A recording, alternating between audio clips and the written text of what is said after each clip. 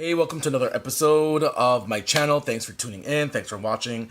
All right. So this episode this video I decided to do, was just basically, how the ER works. And the reason why I decided to do this video is because a lot of people who come to the ER, for the most part, don't know how it works. They come into the ER and, they don't understand why they have to wait and why this person gets seen before them and why it takes long and etc, etc, etc. So I thought I would do this video just for those. It's like an ER 101, okay? It's for those who don't know how the ER works and whatnot, okay?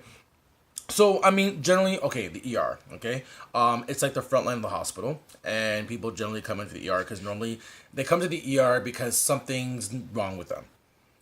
It could have happened immediately, it could have happened a week ago, it could happen a month ago, something's wrong. So they come to the ER, and the ER is obviously open 24/7. We never close. We are never overcapacitated, so it's not like, being on a floor where, all the beds are full and it's just like we can't take any more people.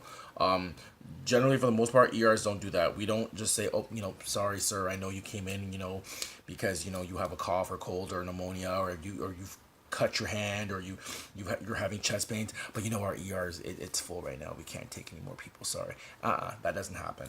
So, with that said, so I'll talk about a couple of things of just the way how the ER works, okay?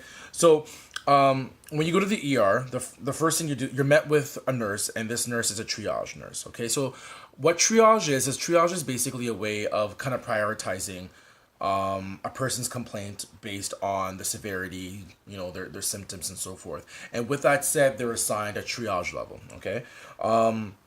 I'll post some links in the bottom of this video regarding different triage levels for those who are interested. But in the general sense, there's about 5 triage levels. In some other places, in some other countries, they might have 4 or less. But here in Canada, and I believe in the States they have this too, we have about 5 triage levels. Okay, so triage level 1 is basically life and death. It's like, treat me or I'm dead. That's just, there's no questions asked. It's like you're not even responding. Like, triage, like a triage level 1 is like literally someone with no vital signs and we're reviving them. That's 1, okay? Triage level 2 is kind of like, it's very serious, and if it's not treated very soon, then it can get into like a life and death situation. Triage 3 is where it's kind of subacute-ish, where it's like, it's serious, but it's not that serious where it's a life and death matter, okay? Triage level 4 is not that serious. Simple as that. It's not that serious. It can wait. And then triage level 5 is like, it's really not that serious at all, to the point where they can be wait upon hours upon hours upon hours, and so forth. Like I said, I'll put the link down below just so you guys have a better idea what a triage level is. So different hospitals have different ways how they set their emerge, okay? Some hospitals have where you're triaged by the nurse, and then you generally will wait in this big waiting area in the triage area, and then once one of the beds are free in the emerge, you're brought in. And with that said, that can take hours. It depends on, how it's set up. And then in some other emergency departments, I think depending if it's a major urban center emerge or trauma, like a major hospital, a lot of emergency departments have different care centers. And what I mean by different care centers or different zones, basically people are placed in these different zones based on their quote unquote triage level and also based on their complaints, right? So for example, some areas, like some hospitals might have an area, sometimes they call it the rapid assessment zone or fast assessment zone or something like that. And that's generally your kind of like your walking clinic type style complaints, like abdominal pain, vomiting, a cough and so forth.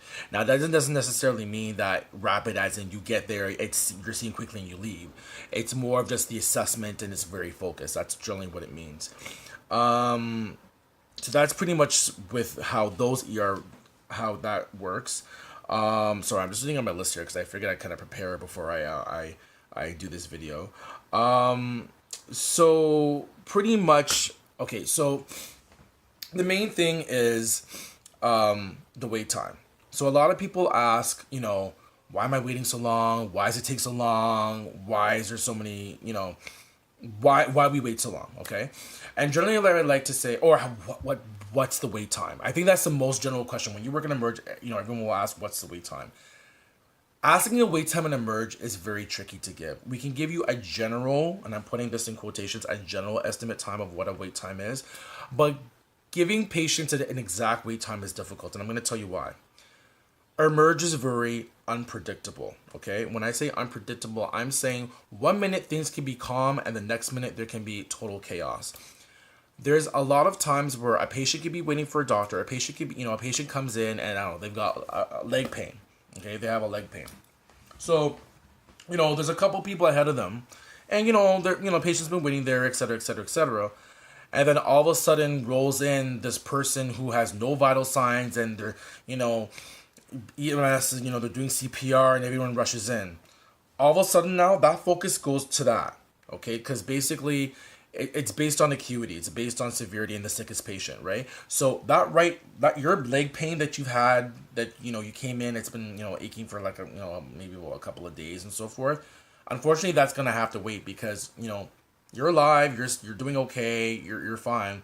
But this person who just rolled in is pretty much dead. So we have to try to focus on that person. So that's where sometimes where the wait time kind of changes.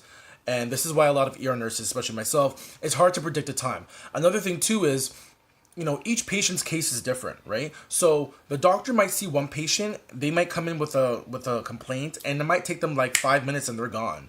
But the next patient that the doctor might see, it can be a complicated case and that can take as much as 20 minutes. So again, that makes it difficult. So it's we can't tell you how long it's going to be. And also in hindsight too, it's kind of unfair for the patient that the doctor's rushing you to get assessed so they can see someone else for something else. It doesn't work like that. How would you feel if the doctor was rushing you because, other people were complaining that, it's taking too long and the doctor doesn't do a full assessment or the nurse doesn't do a full assessment on you, right? That's not good proper care, right? So that's why the wait times are a little bit very difficult to kind of predict as well. Also too, I guess the main thing too is, what happens when you go into the emergency department. So going back to what I said, you're seen by a triage nurse, they triage you. Depending on the Emerge you're set up, you're either waiting in the waiting area or you're, you get sent to a center, okay? Or a zone. Once you're there, normally you're meted by a nurse, okay? And normally what this ER nurse does is they'll do an assessment. So they'll do a focus assessment. So if you're coming in complaining of chest pain, for example, they'll ask you questions about your chest pain, how long it's been going on for, et cetera, et cetera, et cetera. They'll get into your medical background and so forth, right?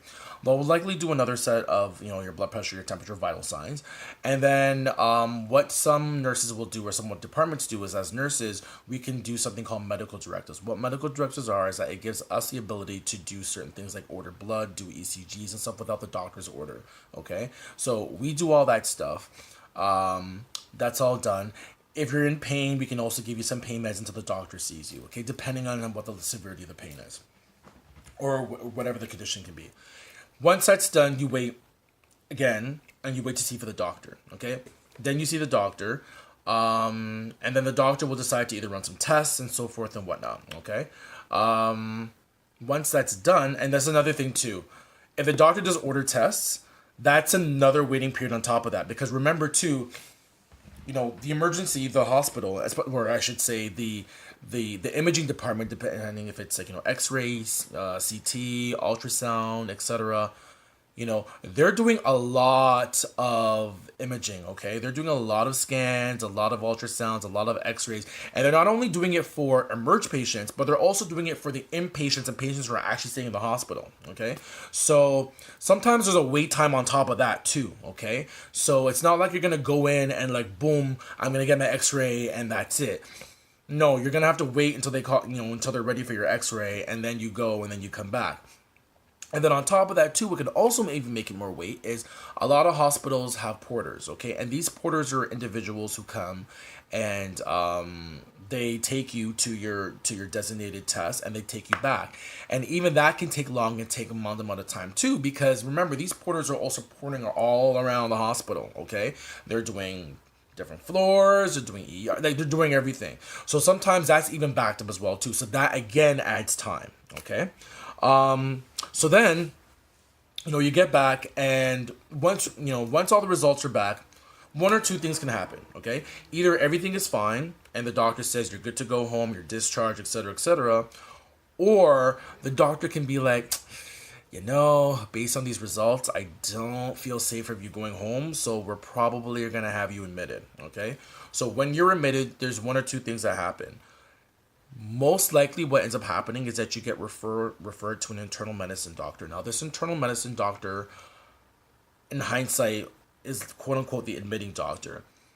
They're an internal medicine doctor, so what they do is they specialize in internal medicine, and what they'll do is they'll see you, and again, that takes time too. Okay, that's another thing I want to add too, because remember, if you're waiting for this doctor to see you, it's a consultation, okay? And this doctor, this internal medicine doctor, again, has a list of other patients that they're waiting to, so that's another wait time as well too, okay?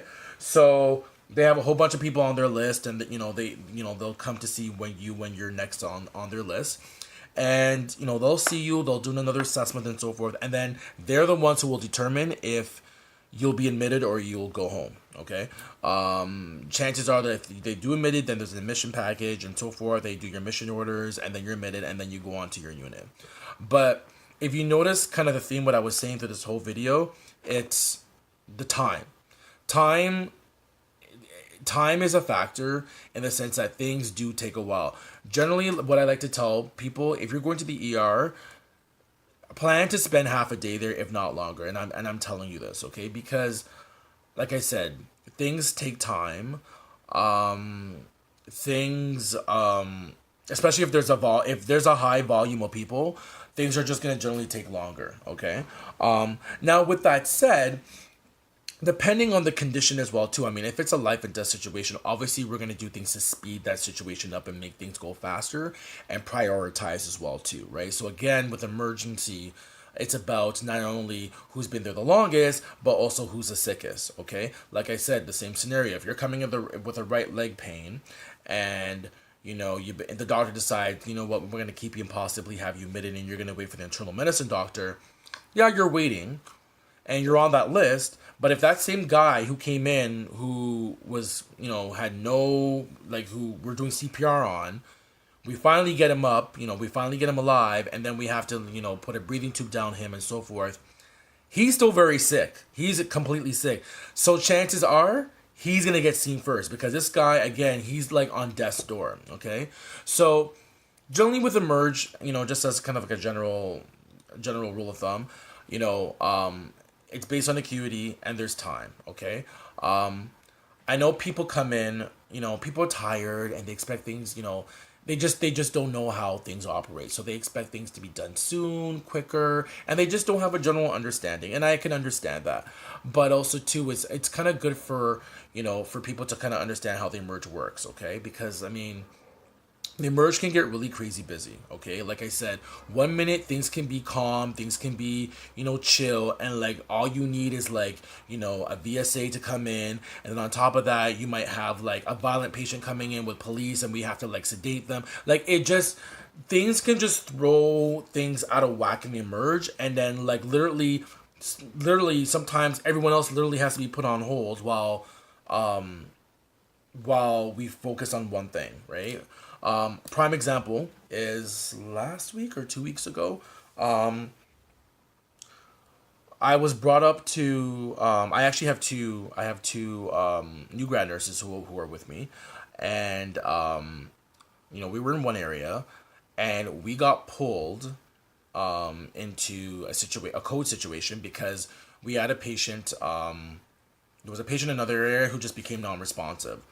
Was no pulse. So we literally, myself and a bunch of people, we got this patient. We had to put them on a stretcher. We had to bag them using the BVM, and we brought them into one of the resuscitation rooms. So we're there, we're setting him up, we're trying to get a pulse and so forth. While that was happening, in the next room was another person who I think had just walked in, and I think they came in with chest pains, like they were having a myocardial infarction, like a heart attack, and boom, right there and then he collapsed and just like became non-responsive. So then all of a sudden now we had two emergency situations. Like we're doing CPR on this one person and we're doing CPR on the other person. So literally for like almost an hour we were working on both of these people. Okay, which basically meant the doctors were occupied in these two situations, and everyone else unfortunately just had to kind of hold off for a bit. With that said, I mean, the one person survived, the one person didn't. But that just kind of gives you a general idea of what happens, right? Like, you don't know what's going to happen in the emergency department. So, yeah, that's kind of your general of the ER. That's pretty much it. That's pretty much all I just kind of wanted to say about how the ER works and so forth. Is there anything else? Yeah, that's it. If you have any questions or comments, feel free to comment below. You can talk about your experiences in the ER. If you have any questions, how do you feel about the ER? Do you think the waits are too long? And, for nurses who work in the ER, comment below, what are your thoughts about working ER on the wait time and so forth. And, or, what if maybe you work in a different emerge and maybe your emerge is set up totally different. How does that work? Feel free to comment. Comment, like, subscribe, hit the notification bell for new updates. And that's it. Thanks for watching. Deuces.